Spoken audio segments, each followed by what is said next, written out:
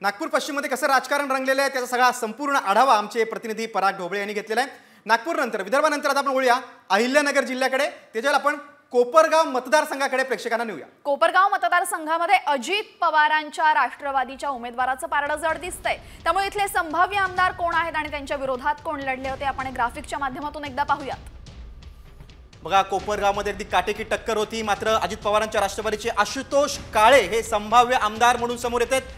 शरद पवारांच्या राष्ट्रवादी काँग्रेसचे संदीप वरपे यांची कुठेतरी पिछाट होऊन आशुतोष काळेंनी बाजी मारले असं समोर येते। संभाव्य आमदार म्हणून आशुतोष काळे यांचं नाव पुढे आलेलं आहे। नक्कीच तर कोपरगावकरांनी नक्की राष्ट्रवादी अजित पवारांच्या उमेदवाराला साथ का दिलेली आहेत याची कारणं काय आहेत जाणून घेऊयात। आमचे प्रतिनिधी तिथे आहेत सचिन बनसोडे यांच्याकडनं।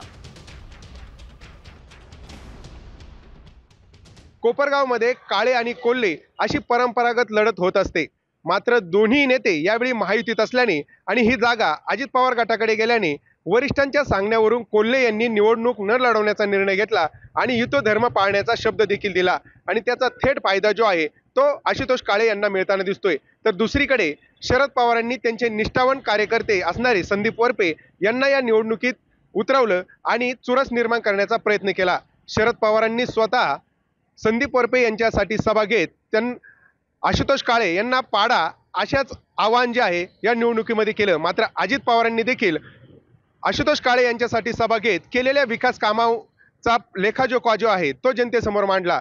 एकंदरीत बघितलं तर गेल्या काही वर्षांमध्ये आशुतोष काळे यांनी केलेली विकास कामे आणि कोल्हेंनी निवडणुकीत थांबणं हे त्यांच्या पथ्यावर पडल्याचं दिसून येते। त्यामुळे कोपरगावची ही लढाई कुठेतरी एका बाजूची एकतर्फी झाल्याचं चर्चा जी आहे ती मतदारांमध्ये आहे। त्यामुळे सध्या तरी आशुतोष काळे यांचंच पारडं जड असल्याचं बघायला मिळतंय।